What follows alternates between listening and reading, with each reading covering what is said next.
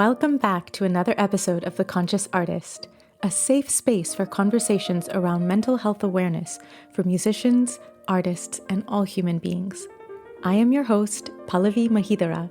I'm a concert pianist and teacher, and I am absolutely thrilled that you are joining us today. My hope for this show is that it will give all of us a sense of solidarity and knowledge that we are not alone, and together, through these conversations, we can create more awareness and change for a healthier future.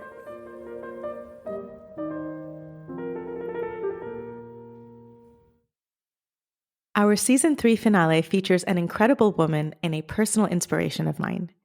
She is the founder and CEO of Classeek, an alliance of passion for the classical music world, which incorporates the desire to provide global technological solutions to artists and musicians.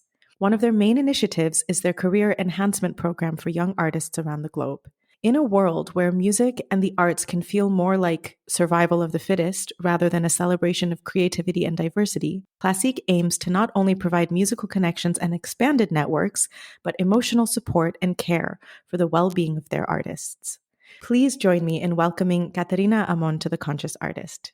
Catarina, thank you for being here with us today.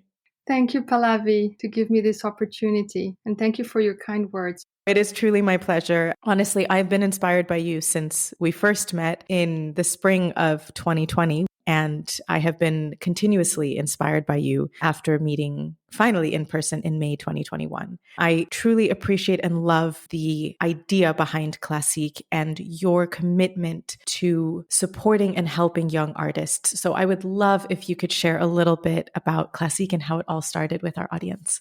With pleasure. First of all, it shouldn't be like that. I'm the one inspired by you. So thank you. I'm happy to talk a little bit how it all started. Well, as you know, I've always been passionate for music. First of all, early in life, listening and discovering music at an early age was part of my life. My parents, at an early stage, they were always listening to all kinds of music at home. They had a beautiful collection of records from Brazilian music, bossa nova, classical, and pop. During my adolescence, I enjoyed discovering and listening to all kinds of music, from Baroque, Handel, Vivaldi, to Gregorian chants, pop, rock, blues, piano jazz. And yes, then came the interest of learning and playing the piano. But I think it wasn't part of my path to start learning music in a serious way. I did go to Anglo-Saxon schools where we would learn how to play the recorder, and I did start piano lessons before we moved countries. I tried an old piano teacher in private that I didn't really enjoy. And I didn't come from a family of musicians, but 5-generation family of bankers. Wow.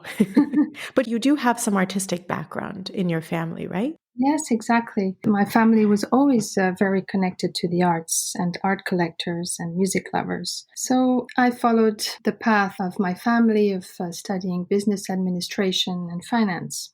But later, I think, came the time to finally start learning music. I had already stopped working. I had gotten married. I wanted to start my family. And suddenly I realized that I had more time in my hands and I wanted to dedicate this time to something I really loved, which was music. And I thought it would be also, a really great thing for the children when they were born and bringing them up with music education.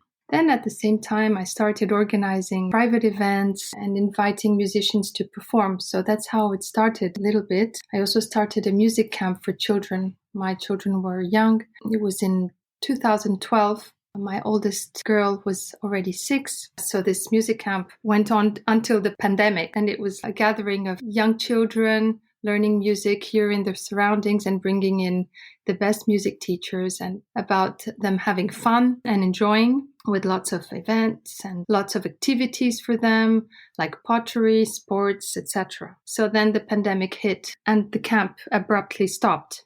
At that time, yes, my children had already started music lessons, and I really dived into this world of classical music and classical musicians. Also, learning music myself really made me understand the mission and realize the vocation for music and all the challenges around that for you musicians. So I greatly respect and admire all the artists and the musicians who take this mission and dedicate all their life to it. It is, respect and admiration and the passion for music that started taking me more and more and more to what I do today. So I really started enjoying meeting all the musicians and being surrounded by these young musicians who were performing at the concerts and having them as residents here as well. Also, my children were enjoying meeting them and discovering their lives. And then I realized that what I really loved, and I decided to invest in creating something meaningful with this passion that I suddenly developed. So yes, I started thinking of how Classeek could assist in discovering, following, and supporting talented artists. Since the start, I really believed that talent could shine regardless of where an artist was living and the location or their own connections, or even say financial possibilities, and giving access to all. I love this. Thank you so much for sharing. Thank you so much for telling us more about Classeek, because I said this today, I've said this to you many, many times, that I truly admire and appreciate and respect Classeek's aim, Classeek's mission. And I think it's so wonderful, first of all, how you also took it upon yourself to learn music again later in life. I found it so funny when you said you had more time after you had 3 kids. It was while I was pregnant, when you're pregnant and you're not Okay. working anymore and you're kind of hyperactive. I had to do something with that time. And I thought, great, it's the perfect moment to do something I love. Well, I remember when I came to Lausanne, to the Classeek showroom back in spring of 2021 to perform. And I remember you were telling me that you were playing a little bit and you played a little bit for me. You sent me a little video clip, and I was blown away because, you're busy running an entire organization. You're the CEO and a founder of an entire organization, and then you still have time to practice and learn music. It was incredible. I really try to find, it's getting harder and harder to find time to practice because, of course, the children now, teenagers, and the organization of Classeek is taking more of my time, but I try to find time. I love that. We all respect it and appreciate it very much when people who are not musicians, but music lovers, music supporters, when you all take the time to dedicate yourself to something like music, which requires, as you know, we have put in hours and days and months and years of work in order to be able to get to the places that we are in our lives today. And to even do it as a hobby takes a lot of dedication. It takes a lot of hard work. And that's also why I think it's so wonderful how much you're able to understand from our world, from the musician's world, from the artist's world. And I actually want to go back to talking about the music camp that you started back in 2012. I remember that you told me about it when I came, and I was so excited to hear about it. I was so excited to hear more about it because I think that's one of the fundamental things we need for our children, for the younger generations, is music education. Mm-hmm.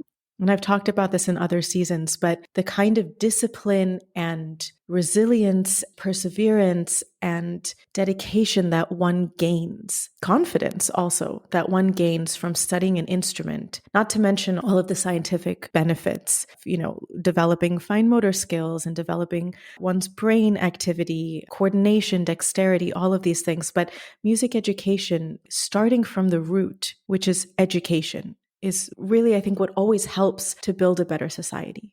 I totally agree with you, and I'm a great believer. I would love for us to chat a little bit more about what's going to happen this summer in Lausanne at the Classeek showroom. So first of all, let's explain for our listeners, what is the Classeek showroom? Well, the Classeek showroom is, let's say, our Classeek concert hall. It's an 18th century restored riding school that was used mainly for family events, and we turned it basically into a concert hall. It's quite nice because it has the spirit of a salon, like in the old days in the 18th century. And I think it's a nice way to make music in a very family way and warm, with gathering music lovers, but also professionals from the classical music world coming in to listen to the young artists. So that's our concert hall today. Well, I felt like a princess when I was there.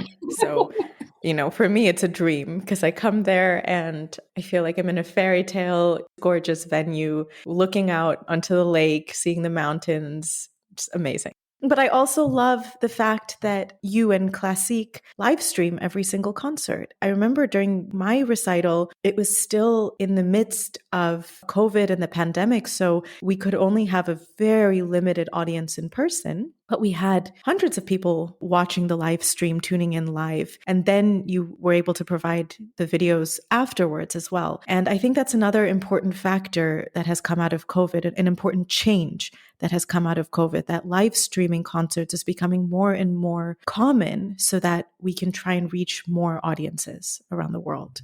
It's true. And we were live streaming before COVID arrived. And I was a believer that, we could stream a concert from here, from Aubonne, and make anyone from around the world discover the artists that were performing here. And once a journalist told me, I started taking Classeek seriously because I tuned in to discover and to listen to a young artist that I hadn't listened to for a long time. So I started realizing the strength of the streaming. To go back to the concert hall and what we call our ambassador program, before the streaming and before the concert, we really start onboarding the artists with a discussion. It has been structured since you started and you performed in the showroom, but now we have structured the program really well. And the program starts with a conversation with the young artist about, their dreams and what are their goals. We do discuss the program for the concert and what would benefit the young artist to bring to this concert in the Classeek showroom.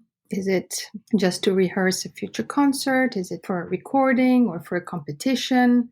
So we really want to give them a voice in what they decide to do here.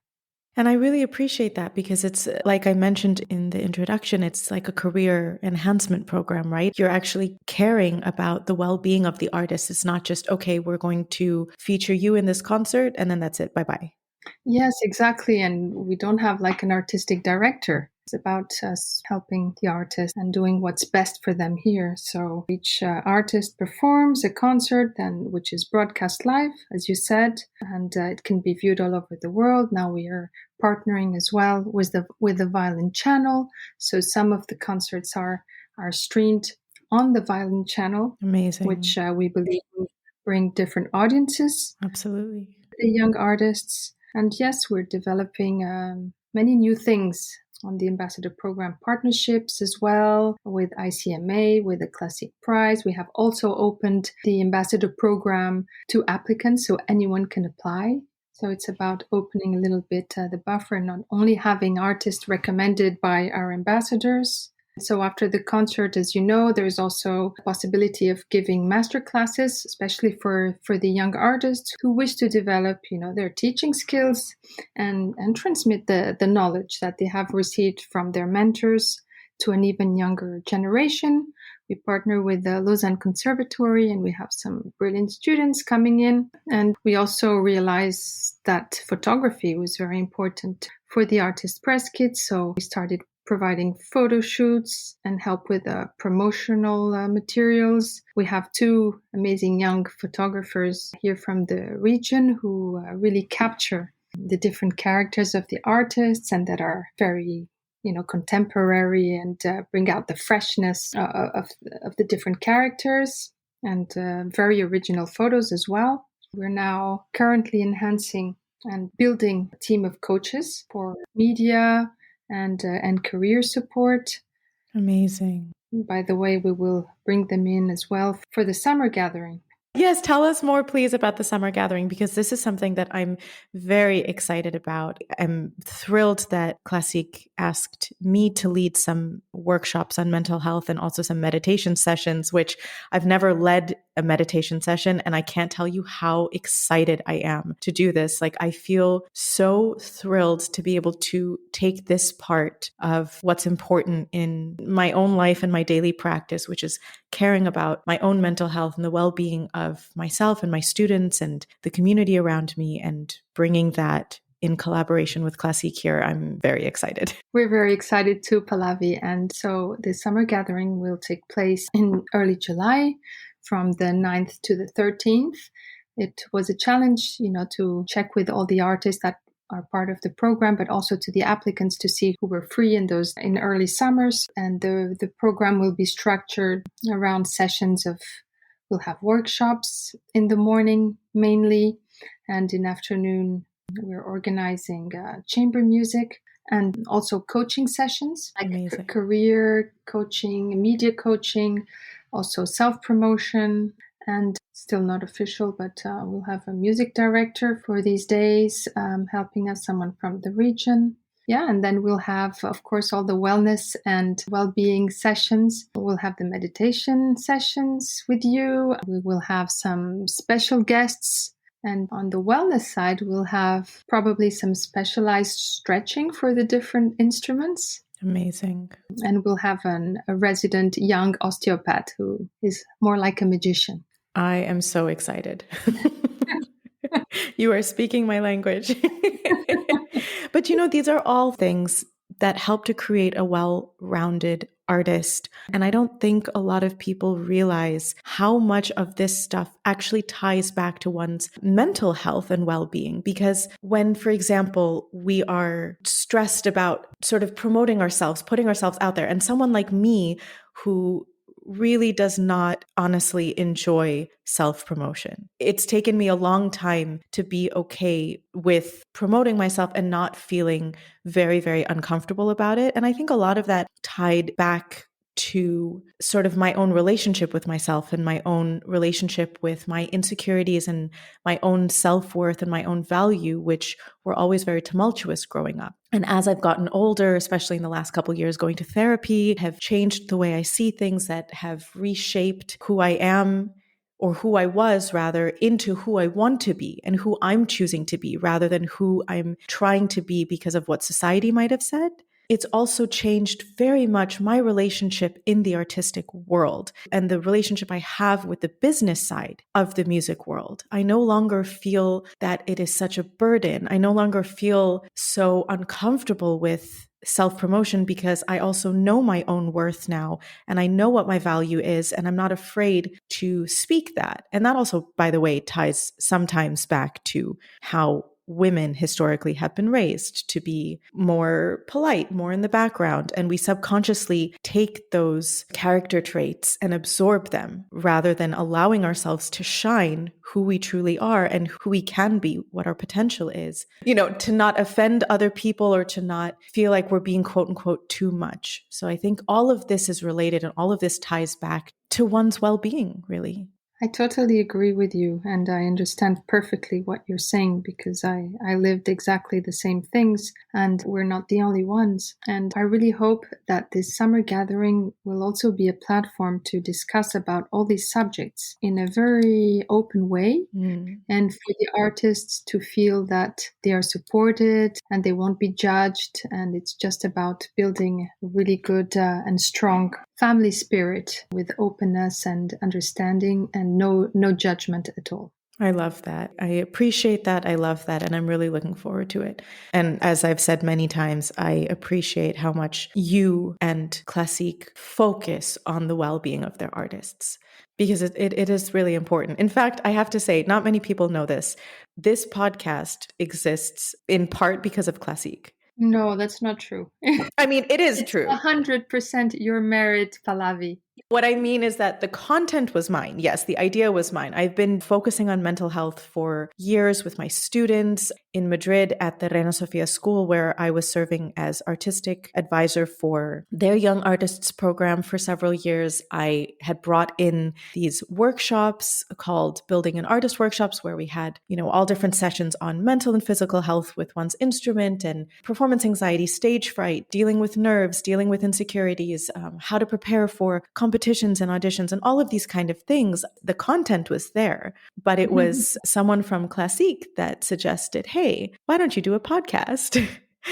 And I mean, never in my wildest dreams would I have thought to do a podcast or imagine that I would have a podcast. Again, tying back to what I just said a few minutes ago about downplaying myself. And it's been really interesting with the podcast because I view it as an entity. Exactly. It's not me, right? It's the podcast. It's something else. And so when I'm promoting it or when I'm talking about it, I don't have the same reaction as to when I need to speak about myself. But it is true that someone from Classeek suggested the idea of a podcast. And I remember within 2 weeks, I had written 35 episodes worth of content. Yes, I remember very well our exchanges at the time. And I'm very happy that, I mean, you did it. It's such a success. And I love listening to it Thank you. all the time in the car, and I have some time in the car to listen to you, and very, really inspiring. Thank you. I mean, it's been such a healing project for me as well, The Conscious Artist. And that's partly why I wanted to have you as a guest today, because Classeek is partly responsible for this. So inadvertently, but it's true. Kind of a full circle thing. We're very excited to have you, and also for the summer gathering, and have some previous discussions on the program with all your experience you had before and that you brought to Reina Sofia. Thank you. I'm looking forward to that. And it's funny because we have like quite a few full circle things. I think the first time we were supposed to meet was March 2020. And that was when I was supposed to first perform in the Classeek showroom. And that was literally just when the whole lockdown was about to start. And I believe that Classeek had to cancel because of COVID. And then our most recent encounter should have been December 2022. And then I had to cancel because I got COVID. So this pandemic just doesn't leave us, It's true. We did everything not to cancel the concerts, and we were streaming the concerts even without audiences. But it wasn't always easy, I must say. Yeah. Actually, the first concert that I did through you guys was May 2020 online. It was a Zoom concert, I remember. It was one of the strangest experiences of my life. Yes. Seriously. Yes. We started with Zoom concerts. It's true. Well, because that's all we had at the time. But for me, all I could think about was, is the camera still working? Did the internet connection drop? Did my computer die? Even though obviously it was plugged in and I had an Ethernet cable, like all of these thoughts kept going through my mind. I tried to like put a plant in the corner so my bare wall didn't look so bare. It was really not ideal for the music. But anyways, it was a way to keep the connection alive during these very difficult moments. Absolutely. And so many people have said to me, and I've heard this sentiment relate to other artists as well, that those online concerts, online Zoom concerts, whether it was, through you, I did some on my own as well with family friends around the world. And people said that was the highlight of their pandemic. That was something that they looked forward to because it brought them out of their home. It brought them out of the sort of pandemic imprisonment that had taken over the world. Exactly. And we could see each other on Zoom, everyone locked up in their houses. And we were actually dressing up for the concerts because we could see each other. So it was like going to a concert. Very moving moments of music and connecting with the artist. And we had discussion with the artist as well. It really helped during those moments. It was such a reminder how big of a role music and the arts play in everyday life, and how universal the language is, how much it connects us from one corner of the earth to the other. That's very true. We were all going through the same things during the pandemic, this fear of the unknown, being stuck at home, we say stuck at home, but being honestly lucky enough to have a place to stay comfortably. And many people didn't. Many people had to isolate alone. Many people didn't have friends or family that they were isolating with. And 2 months completely by yourself, that opens a lot of other really messy doors. And it's just a reminder of how powerful the language of music can be. But speaking of cancellations, what we were talking about before, I wanted to just briefly talk about that with you because there's such a big stigma about cancellations still, at least on the side of the artists. And I think it's very funny that, I remember when Classeek had to cancel, for me, it was no big deal. I was like, okay, it's okay. Of course I understand. And, I just came back from the Canary Islands where I was performing in Tenerife and Gran Canaria. And I was supposed to perform there a year ago with a colleague of mine. It was a double piano concerto. And we went last year in January. We were there. We had the first rehearsal. Everything was great. We were sitting by the ocean, watching the waves, thinking how fortunate and lucky we were. And then a few hours later, they called us and said the concerts were canceled because like half the orchestra had tested positive for COVID. And it was crazy. And of course, we understood. We were so excited to perform. We were there. We had the first rehearsal already. But of course, we understood. And, the festival rescheduled the concert and we performed this past week. And yet, when I had to cancel 2 concerts at the end of December because I was extremely sick with COVID, I felt so incredibly guilty. I mean, you remember I called you. I sounded like a dead frog. Yeah. I had no voice. Yes, it's true. And I felt so guilty because I felt like I was letting you and the orchestra and the whole situation, I felt like I was letting everyone down.